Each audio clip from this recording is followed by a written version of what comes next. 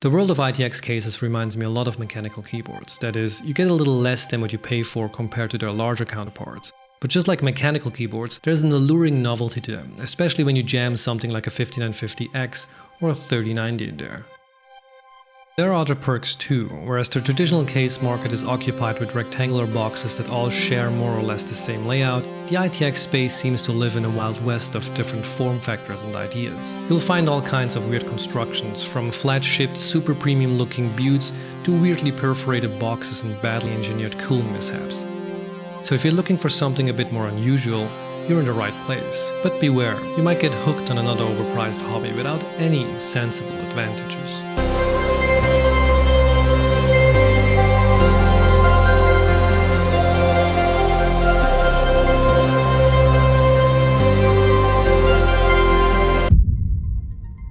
I've been using Phanteks Evolv Shift for the past 2 years, but since upgrading to the 3090 last December, the situation in my room has been heating up. I tried to fight back by upgrading the included glass panels with the mesh ones and modifying the case to allow the GPU to pull in fresh air from the side instead of the questionable default configuration, but alas, my efforts were not sufficient enough. In some ways, I actually converted it to a Shift 2 even before that was a thing. Let me know in the comments if you want to see how you too can void that warranty. Even before 2020's great shortage of goods, ITX cases, especially the more obscure ones, were already hard to come by. Again, just like the world of mechanical keyboards, it's a much smaller market dominated by boutique brands. This is probably why even RamaWorks has an ITX case, continuing their efforts of being a big tease. But the Meshlicious has an ace up its sleeve. You see, it's technically less startup-y than you might think, as it's actually made by a subsidiary of Lian Li. Some people have said that SSUPD, or Sunny Side Up Designs as the company is called, is a weird and unfitting name for a case manufacturer. I disagree with that. I think it's complete nonsense. But regardless of the name, with a well-known brand behind the wheels, SSUPD's Meshlicious might actually be a case you can and should buy in 2021. And beyond for that matter, because it's pretty damn fine. In this video, I'll go through everything I found out while moving my main rig into this box of goodness, and why I love it for its great form factor as well as the clever modular design. I'll leave bookmarks in the description below if you want to skip ahead to a specific part. So without further ado, let's get started. With the case, you'll get your usual assortment of goods, including a surprisingly well-done manual, 2 bags of screws, some medium-length zip ties, and an angled HDMI cable. That cable, by the way, was both a surprise as well as a bit of a disappointment. On one hand, it's actually an HDMI 2.1 cable, meaning your 4K 120Hz display will be pleased. On the other hand, it's comically short. Now you could say that with an ITX case, especially a vertically oriented one like this, the whole point is to be able to place it on your desk, close to the monitor. But even then, it's ridiculously short. Moving on to the outside, the Meshlicious is about as minimal as it gets. It's basically a Series X that has been shot. You'll also notice that there are no dust filters. However, due to the rather small perforations in the mesh, I would argue that there's a somewhat good chance that not all of the nastiness is going to directly hit your juicy bits. I placed my pre-order in February, at which point you could only get the mixed panel version. By the time I got the case though, my local supplier had it in stock as well, which prompted me to get an additional mesh panel. Generally, I would recommend going full mesh anyway, unless you absolutely must have that glass. The aforementioned side panels are the first thing that surprise you when you pick up or start working on the case. They're a lot heavier and more substantial than you might expect. Even the knobs holding everything in place are made of metal. The lack of screws also makes working or quickly changing something incredibly easy. But for those of you who like to jam the cables in and use the panels to hold everything in place, this isn't going to work here. Get on there!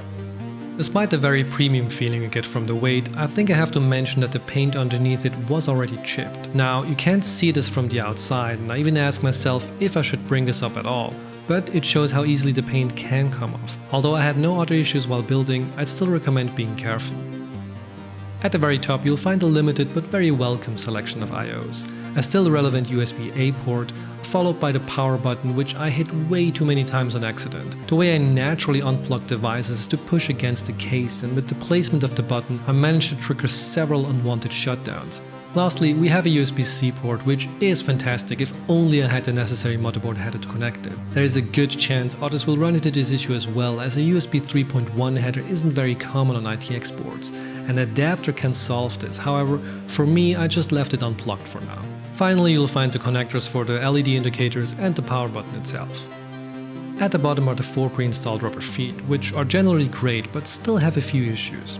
First, there is the much reported problem of them being too short, requiring you to use an angled cable like the one that comes in the box, or resort to using different feet from third-party offerings that have been recommended by the good folks over on Reddit to 3D printable ones that have been supplied by SSUPD themselves. But it would have also been nice to have some optional pieces included with the case itself. But then again, this was probably for the better, as most of them would eventually end up in a landfill. If you ask me, they should have done the same thing with the HDMI cable. Give us the option of buying it with the case, but don't include it per default, as it's probably useless for a lot of people. The bottom is also the only place where you'll find bolts instead of screws. Almost everything else is removable. You might argue that there is no need for this, but in case you would want to replace these larger parts, you cannot do so with this type of construction. Moving on to the top of the back, we have 3 expansion bays or enough height for mounting a small form factor GPU. Depending on the make and model, you might even be able to get away with a water-cooled version of a regular GPU, as those configurations can get quite short. Don't forget to keep the cooling requirements in check though. Depending on your radiator and fan thickness, the available space in the front could still be an issue. For any measurements, I would generally recommend you look up the manual, as it's very detailed regarding this. I'll have the link in the description. The Meshlicious has something called a sandwich layout. Open-faced club sandwich. Meaning that the components are sandwiched together on a metal tray. What's special here is that you can move the entire construction to accommodate either a 3 or 4 slot GPU. By default it's shipped with the former configuration, but you can see here where the slots are to move it. You'll also have to change the motherboard shield position, as well as settle for the SFX power supply, even though a full-sized ATX one is supported. The rest of the process is fairly straightforward. You have to replace the support arm with a shorter one that's supplied, and after that you can remove all of the other screws on the bottom, back and top. At this point you can take the entire tray out if you want. I ended up installing my GPU like this, as it was much easier than the other way around. Installing it with the tray mounted can be quite difficult, as there is very little space for a screwdriver, even less so when the radiator is mounted, so make sure you do that before you install your cooling. Without a tray, the case also reveals its effective construction. It's refreshing to see something so simple and clever. I can't say I've built a lot of PCs in my days, but this was by far the easiest one, even considering the fact that this was both the smallest as well as the first one with a full custom loop. If you're daring, you can also remove the support arms at the very top. Again, I wouldn't know why anyone would do this, although I ended up needing it to fill my loop. Sometimes it helps to get a different perspective on things. So looking at the inside from the top, we have the radiator placement on the front or left here, the power supply on the bottom right, the vertically mounted GPU placement on the underside, or the optionally mentioned small form factor GPU up top, as well as some 2.5 or 3.5 inch drives below it. And finally, the motherboard and I/O shield to the top right. For cooling, this case has one option, a big fat radiator. You could run it with just air cooling, but it was really made for IOs or custom loops. It comes pre-installed with 120mm rails, but you can also 3D print support pieces to hold 2 120mm radiators. With the rails, the fans can also be moved up and down a bit, so you have some flexibility when going with a 240 configuration. If you opt for a 280 rad, which is the largest the case can handle, you'll have to push the cables a bit to squeeze everything in.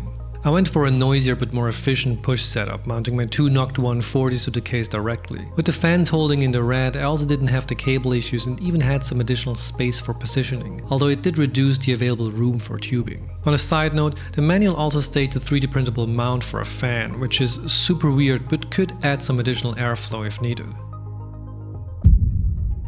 There are some neat cable management zip tie holders along the sides here. I ended up not using any of them as I routed almost everything through the back of the motherboard, but they are there if you need them. But beware when you jam too many cables right in front of your fans or the radiator, as this is the only place for fresh air to come in. On the GPU side, if mounted vertically, you have 3 height options depending on the length of your card. This will also determine how much space you'll have for the display cables. Depending on the length, you might actually get away with a regular size cable. If you want to change the GPU position, you'll have to move the riser cable in tandem. Going small form factor will need a new one altogether, as the included one isn't long enough. SSUPD sells longer editions on their site, but it would have been nice to be able to choose this with the initial purchase. Also, beware when you unscrew the riser, the small standoffs are not your traditional one-piece kind. Instead, they come apart and on my unit were quite difficult to get out. There's also an interesting detail about the support arms for the GPU. At first, I thought they were mounted incorrectly as there is a 90-degree difference between them, but this is to correctly secure the GPU. There are even little markings that make sure you don't set them up wrong. Nice. The motherboard side is less unorthodox and for most use cases will be straightforward. However, it does have its quirks. I have a second M.2 drive on the back and in the Phanteks I actually had the system shut down once because of overheating issues. To counter that, I bought a small heatsink, but due to the way the motherboard cutout is shaped, it just ever so slightly covers the drive, and with the additional height, it just didn't fit. There are ways to solve this, but they might not work for everybody and are heavily dependent on the height of your CPU cooling solution. I had some leftover standoffs which I measured at 10 compared to the 6mm ones that were included. My CPU pump ended up protruding out a bit, but because of the way the panels are constructed, there are a few extra millimeters and it was just enough to make everything fit. I have to mention though that the drive does still touch the tray, so it's not a perfect fit, and given the chance, I would replace the standoffs with 11 or 12mm ones. But for now, this works and the drive is nice and cool. Also, a small additional note on the GPU mount. Putting the tray back into the system is easy, but I do have to remove some points for stability. There is a bit of a wobble and I'm not entirely sure I would trust transporting the system around like this, but I might be overly sensitive here. If you're thinking about mounting traditional drives, there are a surprisingly large amount of options. I didn't use any of them as the two M.2 drives are plenty for me, but I was curious anyway, so in case you're wondering, here's the rundown. If you stay with a 3-slot GPU, there are by default two 2.5-inch mounting positions at the bottom of the case and an additional mount on the tray behind the power supply if you go SFX. Going ATX will remove that last option. If you choose the 4-slot configuration, you can use the same two bottom drives, but you'll also lose the tray mounted option. The rubber dampeners can also be removed if you don't like them. Now, if you're going small form factor GPU, you can also use the included hard drive mounting bracket that allows for an additional 4 2.5 or 3 3.5-inch drives respectively. To install the discs, you'll have to add some rubber dampers for the drives. After that, you can slot them into the frame. The process is the same for both sizes. However, I was a bit confused while trying this out. I expected the support beams from the GPU to hold in the drives as well, but after fiddling around for quite some time, I realized that the drives would just hang from the top. I tried to move the beams around to a higher position, also playing around with the orientation, but as you can see, none of the options worked. It was either too far or too close. This is also the part where the manual wasn't very clear about how you were supposed to proceed. It only shows the initial step, but not how it should look after. After a while, I stumbled over this picture on SSUPD's website and realized that there is no second mounting point. The drives do indeed dangle from the top like a bunch of bats. We can't stop here. This is bat country. Now, again, this might not really matter to most, but if I were to have mechanical drives in this case, I would want a more secure option. As briefly mentioned before, you can fit a full-sized ATX power supply in the Meshlicious. Doing so will remove the 2.5-inch drive behind it, and it forces you to use a 3-slot GPU configuration. Staying with the SFX will give you plenty of options though. You can choose to mount the PSU flush with the side panel or have a small gap. The fan can also be oriented towards the GPU or the side panel. If you point the fan towards the panel, it does feel like you need to use the mesh version for it to make sense. Pointing it the other way around seems worse, as all of the heat coming off the GPU is going to end up going directly into the power supply. There's also a rubber standoff that's included that is supposed to support the power supply while being mounted. According to the manual, you have to stick it near the back of the case. However, that didn't seem to make much sense to me, as there's limited leverage for the rubber to do its work. I understand that placing it to the far end will block the placement of the 2.5-inch drive. However, as I don't ever plan to do that, I opted to forgo the manual's guidance and installed it there anyway. I also stuck it to the core set directly for some reason. If you stuck around until here, first of all, thank you. If you just skipped ahead, welcome to the end of the video. I think the Meshlicious is a fantastic case. Compared to my Evolv Shift, which was okay to build in and also had okay thermals, the Meshlicious is miles ahead. The ease of use, flexibility, expandability and cooling performance are without a doubt superior, and I think for the price, you'll be hard pressed to find something similar in spec. Regarding the performance, I won't be covering thermal numbers as I don't have a list of references to compare it to, nor feel like qualified enough to do so.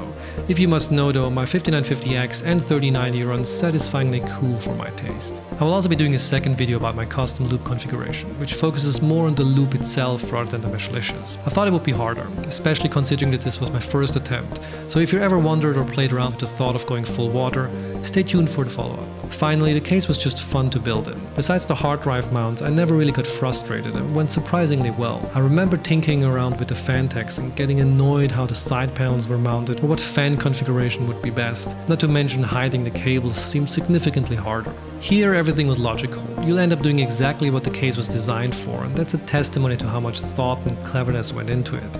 I also think this could be a great beginner ITX case, as there's little you can mess up, while simultaneously giving you enough options to fit a variety of use cases. So with that being said, if you're in the market for an ITX case, this one comes highly recommended.